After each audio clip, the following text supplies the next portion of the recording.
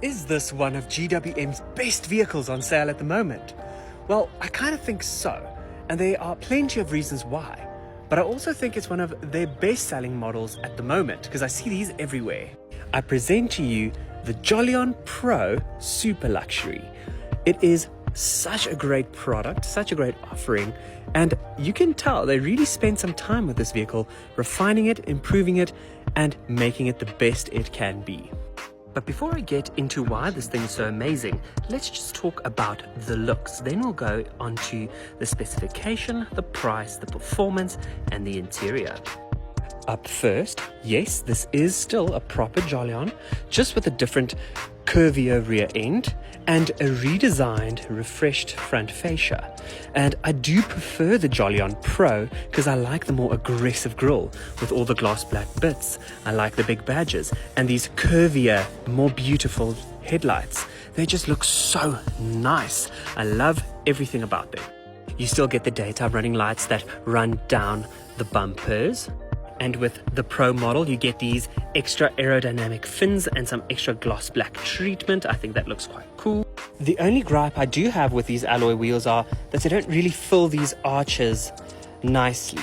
You know, they are gorgeous alloys, but I think if they put 20s on this car, make a special edition version and just like push them more to the outer edges and just fill this whole gap, it would look sick.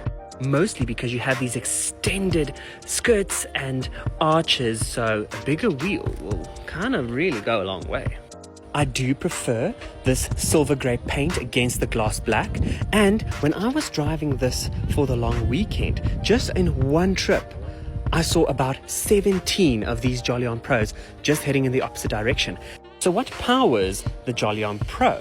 Well, it's a 1.5 litre turbo 4-cylinder, which has decent amount of torque and performance, but it's not the highest performing unit that they have, because this one has around 105 kilowatts of power, but only 210 newton meters of torque.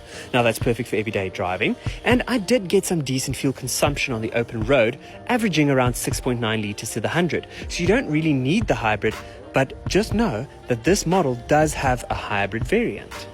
They also claim that this motor can do 0 to 100 in 9 seconds.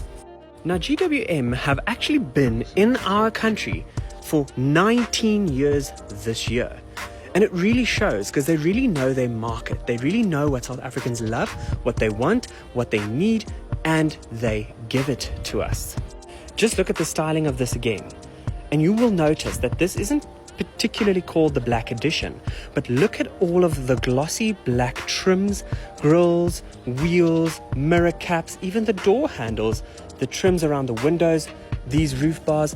You can tell they really put a lot of design into the overall look of this model, and it really shows. But with that in saying, this particular model is the Super Lux, and it starts from 430,000 Rand. And if you go deal hunting, you might find it for a bit cheaper. But the whole range kicks off from under 400,000 Rand, and the tippy top spec hybrid one is around 520,000.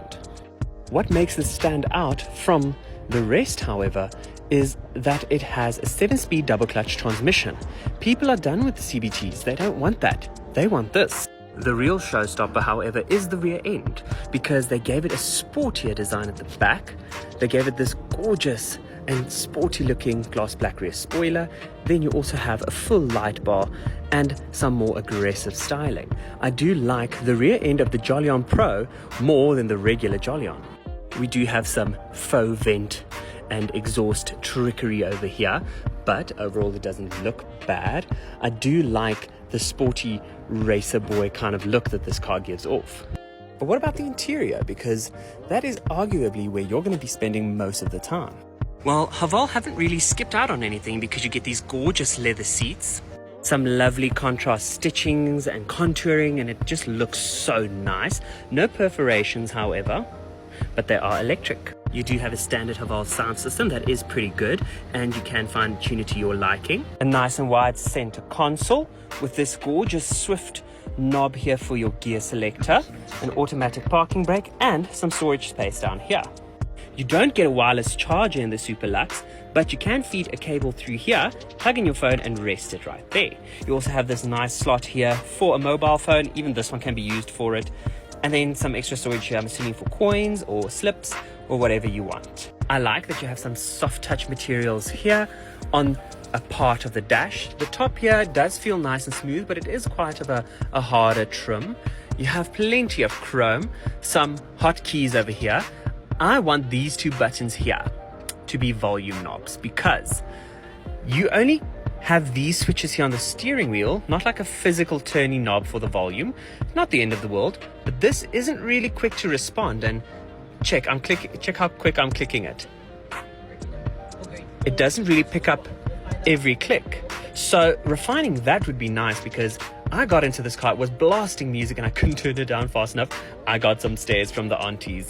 But other than that, I love that you get this big infotainment screen. It's super crystal clear. You have wireless Apple CarPlay and Android Auto, some hotkeys here for your climate control, and I just overall like the layout of the dash, center console and cabin. Haval did listen and gave us this nice sportier and chunkier steering wheel. I love the look and feel of it. It does improve the ride quality for me, because obviously if this is the thing you touch and use the most, you want it to feel nice and big and sporty. You also get some big physical buttons on the steering wheel, adaptive cruise control on this model, some paddle shifters and a part digital cluster. Now, just know this thing is super crystal clear, and they've done a great job at hiding where the screen ends, because it looks like a full digital cluster, and I think that's pretty cool. You also get this gorgeous big panoramic glass sunroof, a detailed reversing camera with some lines, rear parking sensors, and plenty of storage spaces throughout the cabin. You have some underarm storage and some extra cup holders. Just note, although this bigger size cup holder can hold a Stanley and the door pockets as well, you can't really fit 2 drinks in at the same time. But you have plenty of soft touch materials everywhere, and I do like that. It does elevate the overall cabin. At the back, you have plenty of legroom, like it's insane, because this seat is in my driving position. I am over 6 feet tall, and just check, you have a flat floor, plenty of space to fit 3 people comfortably. I like that these seats are a bit deeper set. The backrests go further back, so it is a comfortable place to be in. You have an armrest with some cup holders and some decent sized seat pockets, but the best part is dual air conditioning vents and a USB-C and USB-A. Oh, and then some extra storage down there. But it is such a nice place for families. Look, you are compromising when you go for the Jolion Pro because of the smaller rear end. So your boot space is a bit less than the general normal Jolion, but this one looks more aggressive. It is quite nicer. It is more for the younger individual, and they really nailed it. I think it's a great product, great design, it has a great drive, decent amount of power, and even the fuel consumption is decent. So overall, fantastic offering, and I can truly recommend this to anyone. But what is your overall opinion on the Jolion Pro? Is it something that you would buy? Is it something you're interested in? If you look at its competition, the Corolla Cross, the MG ZS Pro, and those kind of vehicles, would this be something that you'd go for, and why?